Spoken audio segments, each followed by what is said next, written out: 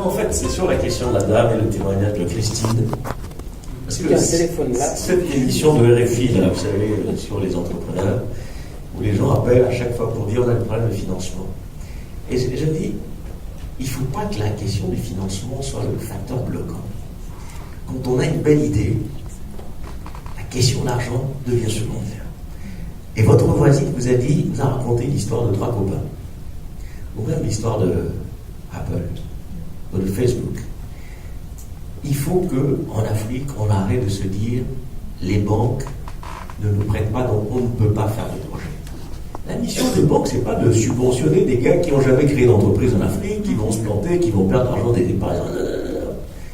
Si vous avez une idée de génie, ou même une bonne idée, l'argent doit être secondaire. Et surtout, c'est d'arrêter de faire des business plans super ambitieux, quoi, où on pense que parce qu'on a une idée, on est le Bill Gates de demain. Moi, je raconte toujours l'histoire d'Afrique Search, et merci HM de rappeler d'où on vient.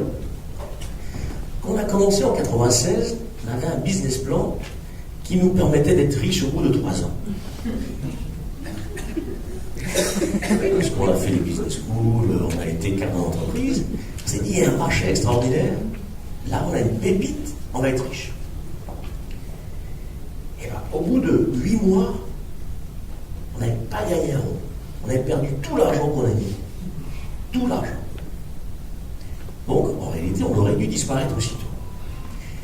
Et je dis que ce n'est pas l'argent parce que, justement, nous avions une idée, un concept, un marché. Et on s'est dit, très bien, on a bouffé tout le blé qu'on avait mis dès le départ, qu'est-ce qu'on fait? Et on s'est dit, c'est pas l'argent. C'est notre capacité à les convaincre des gens d'acheter notre produit et pas tellement d'aller dire, on a un beau produit, on a un beau produit. Même si on avait essayé de vendre le produit au début.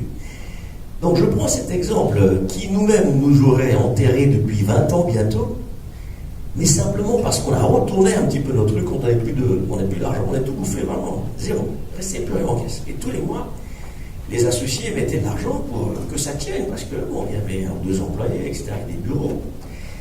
Donc, je sais qu'il y a plein de jeunes qui ont des projets, et certains sont passés sur le stand, on a discuté d'idées. L'argent doit être secondaire. Commencez petit. Et il y a de belles histoires ici. Je crois que l'histoire de Sedima, quand le monsieur raconte, il a commencé avec quoi, 2 poulets, c'est ça, ou 10 œufs. Vous connaissez bien son histoire, mais quand il raconte son histoire, une poule et un poulet. Au départ. Mais aujourd'hui, c'est un champion africain du poulet. Et à chaque fois qu'on va dans les conférences, les gens viennent témoigner, et ça aussi c'est l'erreur en Afrique, c'est que les gens ne racontent pas assez les histoires. On ne raconte pas les succès, d'où c'est parti, et beaucoup ont commencé petits. Il y a un monsieur qui a été un géant de la distribution de cartes téléphoniques, et quand il nous raconte, il dit, un jour, je me suis retrouvé, je ne savais pas quoi faire, j'ai acheté une recharge. J'avais 1000 francs en poche. Il dit, qu'est-ce que je fais? Je le garde, je le bouffe, ou qu'est-ce que je fais? Il a acheté une recharge, qu'il a vendue, il a gagné 100 francs dessus, il a racheté une deuxième, 200 francs dessus, et il est devenu un géant de distribution de cartes téléphoniques. Donc ce que je veux simplement indiquer, et ça revient à la question de manager, on n'a pas inventé le management, tous autant qu'on est ici.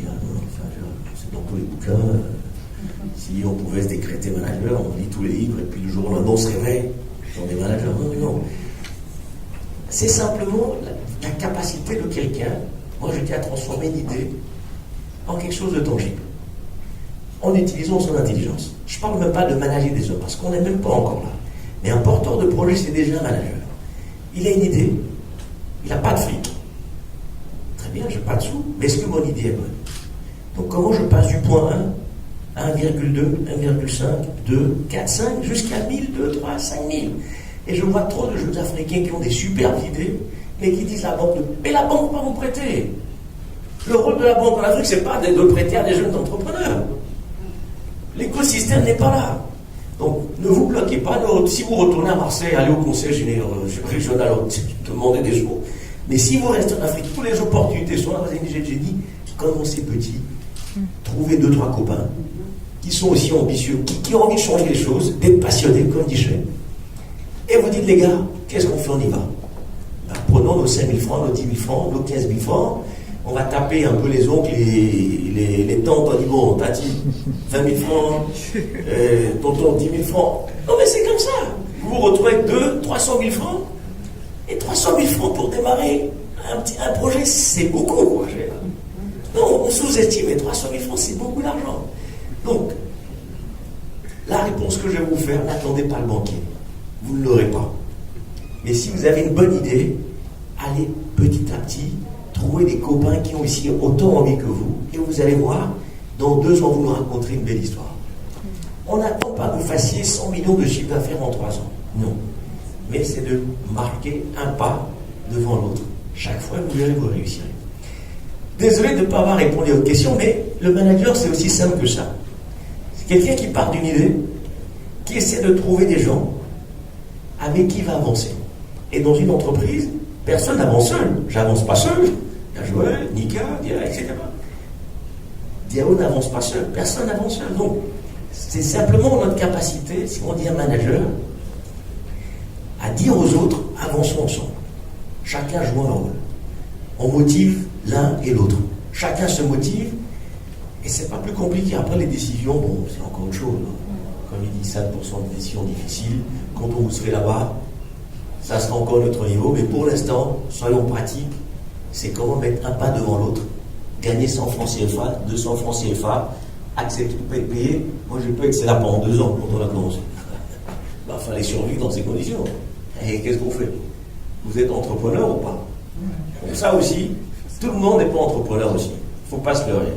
C'est beau de vouloir entreprendre, mais il faut bien qu'il y en ait qui entreprennent et puis d'autres qui travaillent pour eux. Donc vous avez essayé 2, 3, 4, 5, 6, 10 fois, vous vous rendez compte que c'est pas vous, il faut arrêter. Allez chercher un job. Et puis celui qui la 11e fois réussit aussi. Mais qu'on ne se leurre pas, vraiment. On a donné quelques exemples, mais le management, c'est vraiment comment travailler avec des amis, avec des gens qui nous entourent, avancer ensemble en intelligence, ne pas frustrer les autres, et puis quand il faut les frustrer à un moment donné, on les frustre, mais on prend nos responsabilités. Et Monsieur Joël, c'est vraiment la fin, c'est le mot de clôture, la conférence est terminée.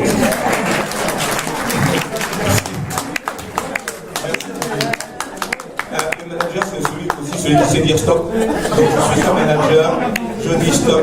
Non, tout à l'heure peut-être à l'extérieur. Non, on va s'arrêter. Voilà, on va s'arrêter. Merci beaucoup. J'espère qu'on a quand même apporté un peu d'eau à votre moulin. Je ne peux pas vous laisser sortir de cette salle sans préciser une chose, Didier. Tu as parlé de ce business plan qui devait nous rendre riches en 3 ans. Oui. Ça fait 15 ans qu'on n'est toujours pas riches. Voilà, je vous rassure. Ça, je tenais à le dire avant qu'on sorte de cette salle. Merci beaucoup. Merci à nos managers. Merci de les applaudir, s'il vous plaît.